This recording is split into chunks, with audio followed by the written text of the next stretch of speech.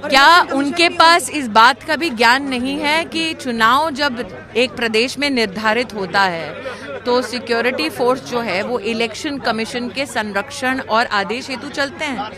क्या एक संवैधानिक पद पे रहने वाली एक नेता को इतना भी नहीं पता? लेकिन दुख की बात यह है कि जो पैरामिलिट्री फोर्सेस देश की जनता की सुरक्षा में तैनात होते हैं वो साधारण परिवार और गरीब परिवार के लोग हैं। उनको घेरने का आदेश ममता बनर्जी देती है। क्या ये असंवैधानिक नहीं है? इलेक्शन कमीशन के बारे में जिस प्रकार से वो टिप्पणियां करती हैं, क्या वो कहीं ना कहीं इलेक्शन कमीशन का अपमान नहीं है? बौखलाहट ममता जी की साफ नजर आती है, क्योंकि वो भी जानती है एक एक फेज के बाद उनका जितना मैंडेट है वो पूरा का पूरा खो चुका है।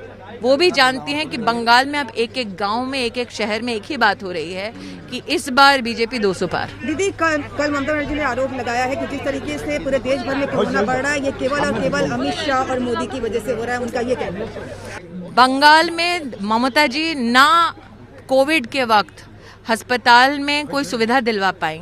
कोविड के वक्त जनता के लिए जो मुफ्त राशन केंद्र सरकार ने वहां पर संभवतः दिलवाया, हर देश में हर 80 करोड़ नागरिकों को तो दिलवाया, लेकिन बंगाल में नागरिकों के लिए जो राशन था उसको चावल लूट लिया। आप स्वयं देख सकते हैं जनता से बात करके।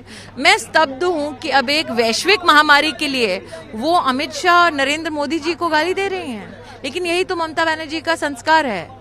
नरेंद्र मोदी बार बार हर मंच से बड़ी बहन दीदी हम बोलते हैं, उससे उनको संबोधित करती हैं, और ममता जी हर अपने प्लेटफॉर्म से हमारे नेतृत्व को गाली देती हैं। और शायद इसीलिए अब ममता बनर्जी का मैंडेट रिड्यूस हुआ है, क्योंकि जनता भी अब चाहती है कि उनको मुक्ति मिले तृणमूल के करप्शन से, उनको मुक्ति मिले तृणमूल के इनेप्टनेस से, उनको मुक्ति मिले बैड गवर्नेंस से। वो विकास की ओर जाना चाहते हैं और इसीलिए सभी फेजेस में आपने बीजेपी के लिए अपार समर्थन